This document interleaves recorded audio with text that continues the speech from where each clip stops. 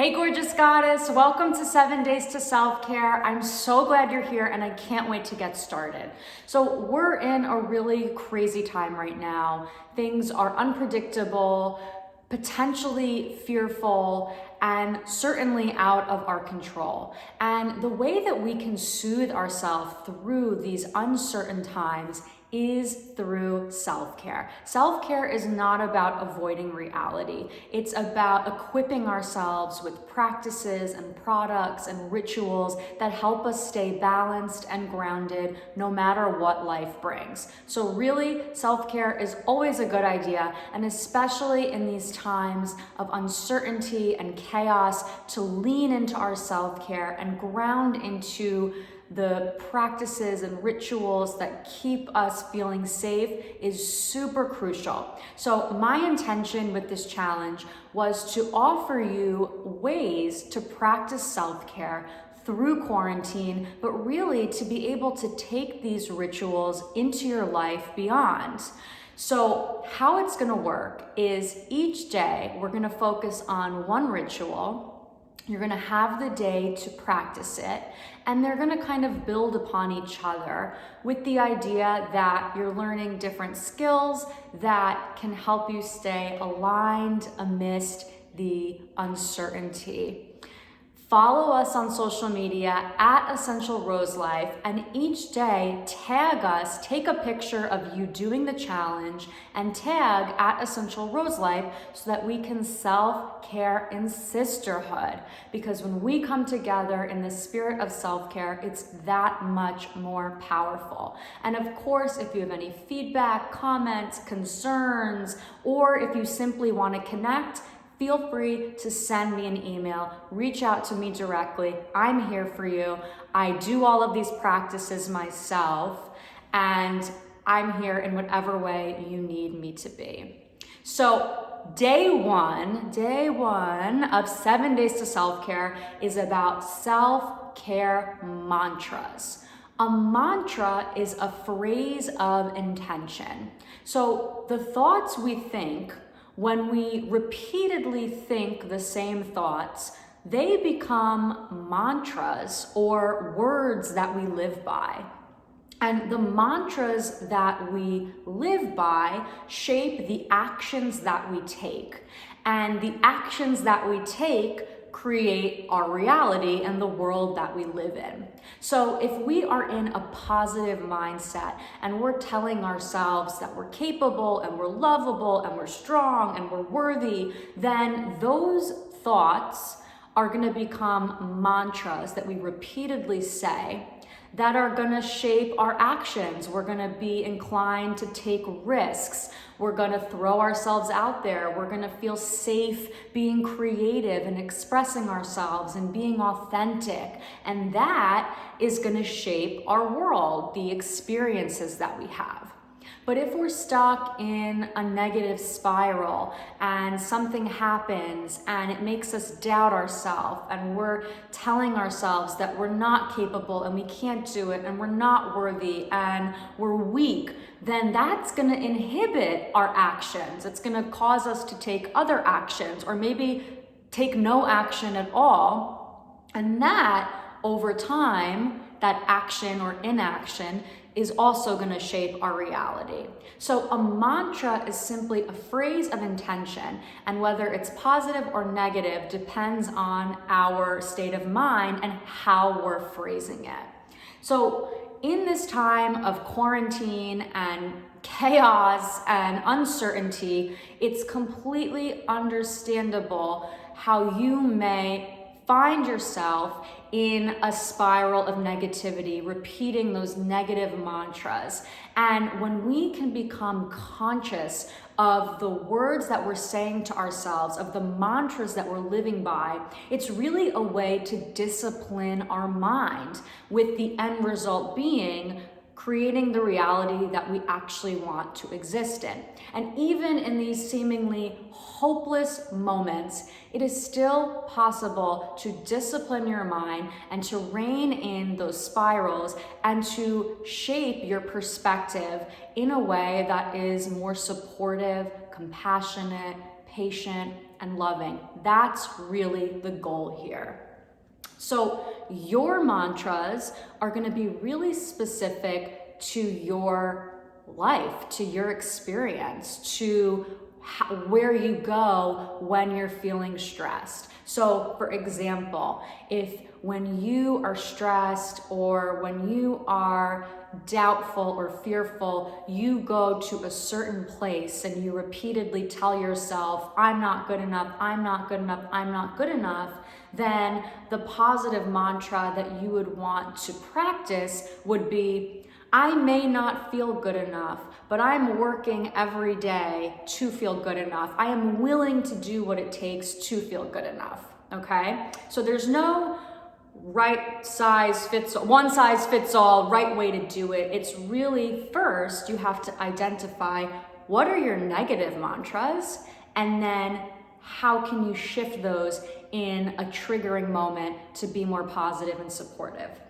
So really, when you find yourself in a negative spiral, the goal is to take a deep breath, pause, cut it, just cut through it, cut through the BS, and insert a more supportive phrase. So, and I want to say here as well that these positive mantras, these positive affirmations, they're not pie in the sky, okay? So if you really don't like yourself, to say in a moment of negativity, I love myself, that's not gonna work because it's such a big leap, and you know deep down that you don't love yourself and it doesn't feel authentic, right? And the core of a successful mantra is to get the feeling in it. It's not even about what you're saying, it's how it's resonating, shifting your energy and making you feel. Because once your thoughts and your feelings combine, that's really the most creative space that you can be in. So the mantra, the positive mantra, is really a bridge. It's a bridge from that negativity into a more supportive place. So again, if you're really not liking yourself, I'm not liking myself, I don't like myself, I hate myself, your positive mantra may be, I don't like myself right now. And I accept that. I accept myself as I am. I am not going to try and fight it, but I am going to do what I can every day to learn how to like myself more. I am committed to learning how to like myself more, right? So that becomes the bridge to a more supportive state of mind. You're not saying, I love myself, I hate myself, because we both know that's not real and that's not gonna make you excited. The bridge is, I'm willing to try, I'm willing to do what it takes. I'm out here doing this self-care challenge. Clearly, I wanna like myself, and I can accept that that's where I am on my journey. So the way that this exercise is going to work is I want you to grab your journal. And on one page, the first part of this exercise is going to be identifying those negative mantras, right? Because we can't formulate a positive mantra until we know what it is that we're countering within ourselves. So I want you to grab the journal, go to a blank page, get out those negative mantras. I am not good enough, I'm unlovable, I'm crazy, I'm not strong enough. All of those mantras, just get them out. And this is super cathartic and super empowering too, to take ownership of those negative phrases that potentially may run your life. So as soon as you name it, you can do something about it. So really cozy up, grab a cup of tea, find a comfortable space, and just journal those negative mantras. Get them out, take your time here, and you can keep that page open. So if throughout the day or the week, other negative mantras come to mind, or you realize, oh wow, I go to this space often, just add it to the list, okay? Then The next page are going to be your positive mantras. And the positive mantras are essentially going to counter the negative mantras. Now, here's how you phrase a mantra. So a mantra, again, is this phrase of intention. The most empowering way to phrase a mantra is in the present moment.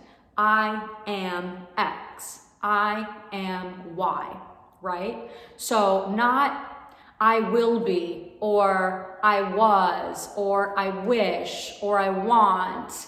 I am. And that's why it's so crucial to make them a bridge and more realistic, because if you don't love yourself, to say, I am lovable now, that's not gonna feel good. So how can you make it more realistic? I am willing to learn how to love myself, right? In the present moment, right now, I don't, but I'm willing. This is the bridge that's gonna make me feel more supported.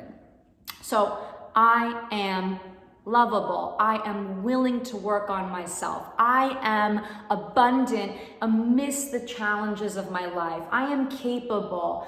I have the resources. I have everything I need inside of me. I am on a journey. I accept myself. I am doing what I need to heal my wounds, right? And you just kind of go on a rant. So write all of those out. Take 20 minutes, 30 minutes here. Just give yourself this time. And then what you're gonna do is throughout your day, throughout your week, anytime you notice the negative spiral starting to descend, I literally want you to pause. Like, you can even cut it, just cut and insert, okay? So pause, cut, insert. And that is how you're gonna retrain and discipline your mind to not go into the comfort of a spiral. Because even though it's not a supportive spiral, it's comfortable, it's familiar. We're programmed to think in those stressful moments that we can't. It's familiar to go to that place. It's habit, it's habitual. Habit is comfortable. So we're breaking the habit. We're inserting something different, more positive, more supportive. And in that moment, we are training our minds to create a reality that we actually want to exist in. So I hope this all makes sense. I hope it sounds exciting. It may be cathartic for you as well. Maybe this is the first time you're really thinking about what those negative mantras are. Whatever you experience is all good. It's all beautiful. That's why it's super important to have the journal where you can write about whatever's coming up for you. If you have any questions, if you need help bridging the gap and formulating those positive mantras, reach out, send me an email. I'm here for you. Here's an example as well before I sign off for the day. So my negative mantras are, I'm not good enough. So for example, if I get an email from a retailer that they don't like my products, my initial feeling, especially before, maybe a couple years ago when I was just starting Essential Rose, would have been, I'm a failure, my products suck, I suck, my business sucks, I should just quit, okay? So it became about, they don't like it, to I am inherently a bad businesswoman and I should just stop what I'm doing. So now if I were to get an email, a rejection email, I would go into that spiral. I'd say, wow, they don't like it. The product maybe sucks. And I would notice that I'm going into that spiral. I'd chop it out and I'd say, they don't like it. The product may suck, but that doesn't match up with the other response I get from people. Even if the product did suck, I'm not the product and I don't suck, and I am sad by this feedback, but I am willing to receive any and all feedback that's gonna help me perfect the product. And so I open myself and I take this as information and guidance, and I am strong enough and I am capable and I am perseverant and I have the grit to pursue this business and this dream no matter what, and to integrate this feedback into my experience. I am lovable and I am worthy, and this dream is worthy and this business is worthy. So I would take a potentially stressful, triggering moment and I would completely transform it. That's the goal here. So that is a personal example from my life. How it's going to manifest in your life is to be determined. Remember, take a picture of your journal entry, tag at Essential Rose Life so we can sisterhood, self-care and sisterhood together, and be on this journey for each other. Sending you so much love. Here's to you and your empowered, beautiful living.